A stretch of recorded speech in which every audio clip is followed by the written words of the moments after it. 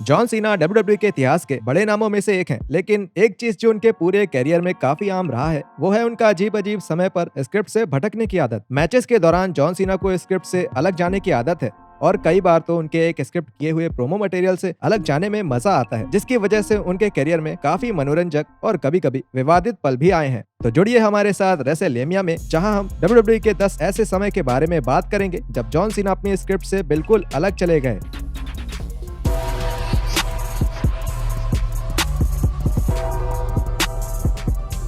उससे पहले ऐसे ही रोज की रेसलिंग वीडियोस के लिए हमारे चैनल को सब्सक्राइब करके नोटिफिकेशन बेल दबाना ना भूलें और एक्सक्लूसिव लिस्ट के लिए हमें फेसबुक पर फॉलो करें। Number 10, the nose break. एक मैच के दौरान कभी भी चोट लग सकती है और 2015 में जॉन सीना को लगी एक चोट की वजह से वो स्क्रिप्ट से बिल्कुल अलग चले गए। सीना उस रॉ के मैच में डब्ल्यूडब्ल्यूई चैंपियन सेथ रॉलिंस के खिलाफ लड़ रहे थे जब नी से मारे गए गलत मूव की वजह से सीना की नाक टूट गई।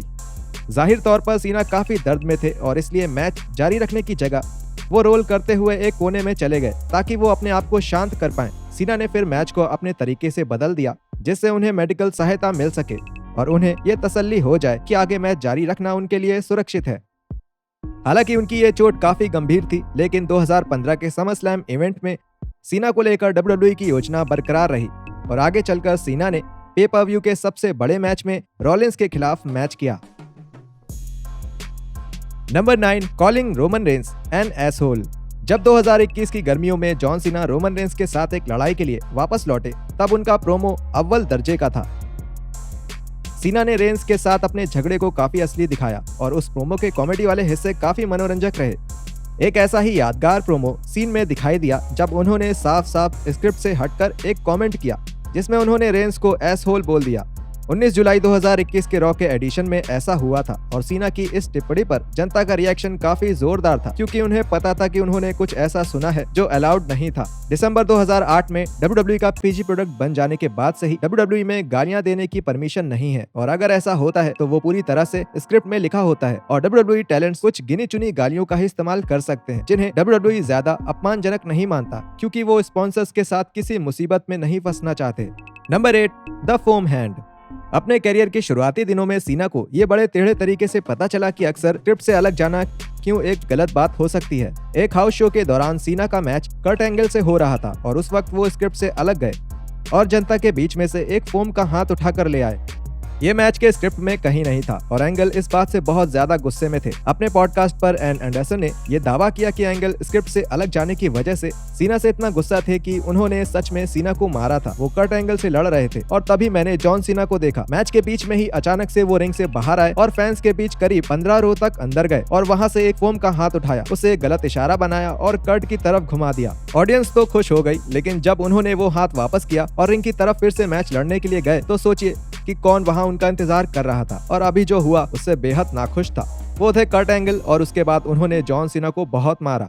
ये काफी बचकाना था, ये एक बेवकूफी का काम था मैच के उस मोड़ पर। Number 7, helping the Miz. WrestleMania 27 के मेन इवेंट में John Cena versus the Miz के मैच में सबसे मशहूर पल था जब जॉन सीना ने मिज को बैरिकेड के ऊपर से गिराया। हालांकि देखने में ये काफी बेहतरीन लगा, लेकिन इस मूव के दौरान मिज का सर कंक्रीट में लगा और उनको एक गंभीर चोट भी आई। मिज को कोई अंदाजा नहीं था कि वो कहाँ हैं और क्या कर रहे हैं, जिस वजह से सीना को सब अपने हाथों में लेना पड़ा। उनको मैच की उस तेज गति जिस पर मैच को तय किया गया था उससे हटना पड़ा और उन्हें ध्यान से और धीरे धीरे मिज को मैच के आखिरी पलों में सब बताना और समझाना पड़ा। हालांकि एक बार देखने पर तो नहीं, लेकिन इस मैच को दूसरी बार देखने पर यह साफ दिखा है कि कैसे सीना पूरी स्क्रिप्ट से अलग जाकर मिज की मदद करते हैं मैच को बिल्कुल वैसे ही खत्म करने में जैसे तय हुआ था। खासकर जब सीना मिज को एक एटीट्यूड एडजस्टमेंट के लिए उठा रहे थे तब उन्होंने ये काफी ध्यान से और आराम से किया था। इसके साथ ही जब उन्होंने मिज को टॉप रोप पर रखा तो उनकी सुरक्षा का ध्यान रखते हुए मिज का सर पकड़ा हुआ था। ये सीना के कैरियर के सबसे प्रोफेशनल पलों में से एक था। Number 6, the 2005 royal rumble. WWE का हर वो पल जब रेसलर्स स्क्रिप्ट से अलग जाते हैं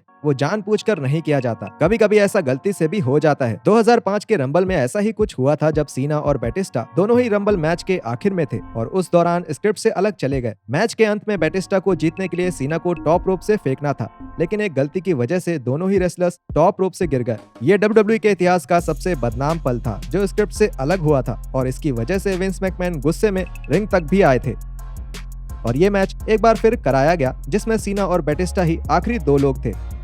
number 5, the lack of selling. WrestleMania 23 में सीना और माइकल्स के शोडाउन मैच को फैन से बहुत तारीफें मिली, लेकिन एचबीके इस मैच से खुश नहीं थे। जानकारी के लिए बता दें कि मैच की स्टोरी लाइन में प्लॉट ट्विस्ट के लिए एक ऐसा पॉइंट रखा गया था जहां सीना को अपनी टांग में चोट लगा हुआ दिखाना था। एचबीके पूरे मैच के दौरान सीना की टांग पर मारते रहे, लेकिन सीना ने किसी वजह से स्क्रिप्ट से अलग जाने का फैसला कर लिया और उन्होंने इस बात को बिल्कुल नजरअंदाज कर दिया कि उन्हें अपनी टांग में चोट लगा हुआ दिखाना था। इससे एचबीके काफी नाराज थे, इतना ज्यादा कि जब मैच के बाद दोनों रेसलर्स को हाथ मिलाना था तब एचबीके वहां से चले गए, क्योंकि वो सीना के स्क्रिप्ट से अलग जाने की वजह से गुस्सा थे। Number 4, the self produced promo. WrestleMania 39 के समय पर डब्ल्यूडब्ल्यूई ने जॉन सीना को ऑस्टिन थ्योरी के साथ अपना एक प्रोमो सेगमेंट बनाने का मौका दिया। हालांकि इसने सीना को बहुत आजादी दे दी, लेकिन ऐसा नहीं हो सकता कि डब्ल्यूडब्ल्यूई ने सीना को एक निर्देश ना दिया हो कि उनके प्रोमो में क्या क्या होना चाहिए। प्रोमो में सीना ने थ्योरी का बुरी तरह अपमान किया और ये तक बोल दिया कि डब्ल्यूडब्ल्यूई ने थ्योरी के लिए लोगों की नकली आवाजों का भी इस्तेमाल किया था।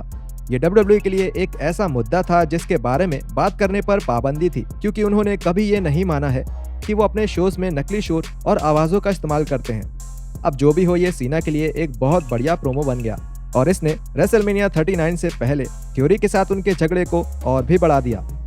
Number 3, it's called a promo. 2017 में अपने नो मर्सी पे पर व्यू के लिए डब्ल्यूडब्ल्यूई ने ड्रीम मैच बुक किया था, जिसमें जॉन सीना ने रोमन रेंस का सामना किया और इस मैच के बिल में साफ साफ दिखा कि जॉन सीना माइक के साथ कितने बेहतरीन हैं। एक ऐसे ही फेमस प्रोमो सेगमेंट के दौरान रोमन रेंस पूरी तरह से अपनी लाइंस भूल गए, जिसकी वजह से सीना ने भी स्क्रिप्ट से अलग जाकर ये कहा कि बच्चे, इसे एक प्रोमो कहते हैं और अगर तुम्हें एक बड़ा खिलाड़ी बनना है तो तुम्हें ये करना सीखना पड़ेगा। इस बात पर फैंस काफी हैरान हुए, क्योंकि सीना एक बार फिर ऐसी बात कर रहे थे जिसकी बात करने पर पाबंदी थी। और जहां कुछ फैंस को लगता था कि सीना ने रोमन का मजाक उड़ाया था, वहीं कुछ लोग मानते हैं सीना का ऐसा कहना बिल्कुल जायज था। Number 2, calling out the rock. WrestleMania 28 के दौरान द रॉक और जॉन सीना के बीच का झगड़ा काफी अद्भुत था। सीना खास तौर पर इस झगड़े को अपने प्रोमोस में लाते थे और अगर उन्हें लगता था कि ये उनके सेगमेंट को बेहतर बनाता था तो उन्हें स्क्रिप्ट से अलग जाने में भी कोई डर नहीं था। एक बार रॉ के दौरान सीना को पता चला कि द रॉक ने अपने प्रोमो की लाइंस अपने हाथ पर लिखी है। सीना फिर रिंग में आए और स्क्रिप्ट से अलग जाते हुए ये बोलते हैं कि मुझे दुनिया में ट्रेंड करने के लिए रिस्पेक्ट और लॉयल्टी जैसे शब्दों की जरूरत नहीं है, बिल्कुल वैसे ही जैसे मुझे अपनी लाइंस अपने हाथों पर लिखने की जरूरत नहीं है। हालांकि सीना की ये हरकत रॉ को खास पसंद नहीं आई, लेकिन ये आइकॉनिक मोमेंट आज भी एक चर्चा का विषय बना हुआ है। Number 1, husky Harris in a mask. 2020 में सीना ने एक ऐसा कमेंट कर दिया था जो फैंस को ज्यादा पसंद नहीं आया। रेसलमेनिया 36 के दौरान द फिंड के साथ अपने मैच से पहले ही सीना ने एक प्रोमो बनाया जो डब्ल्यूडब्ल्यूई के सभी सोशल मीडिया चैनल्स पर डाला गया। देखने में तो वो सीना का एक बढ़िया प्रोमो ही लग रहा था, लेकिन जब उन्होंने ये बोला कि द फिंड और कोई नहीं बल्कि मास्क लगाए हुए हस्की हैरिस ही हैं, तब ये बात हद के बाहर लगी। कुछ फैंस को लगा कि ये बिल्कुल गलत था और हस्की हैरिस को इस तरह से बदनाम करने की कोई जरूरत नहीं थी। डब्ल्यूडब्ल्यूई को भी सीना की इस स्क्रिप्ट से बाहर की गई बात बिल्कुल पसंद नहीं आई और उन्होंने तुरंत ही इस सेगमेंट को अपने सभी चैनल से हटा दिया। हालांकि सीना अपने इस कमेंट से किसी का बुरा नहीं करना चाह रहे होंगे, लेकिन डब्ल्यूडब्ल्यूई ने कभी नहीं माना कि फिंड और हस्की हैरिस एक ही इंसान है और इसलिए ये डब्ल्यूडब्ल्यूई की बताई हुई कहानी के लिए बिल्कुल सही नहीं था। और यहाँ खत्म होते हैं हमारे डब्ल्यूडब्ल्यूई के 10 ऐसे मौके जहाँ जॉन सीना स्क्रिप्ट से अलग गए थे। वीडियो के बारे में हमें नीचे कॉमेंट्स करके जरूर बताएं। हम मिलते हैं आपसे अगले वीडियो में ऐसे ही कुछ और रेसलिंग कंटेंट के साथ।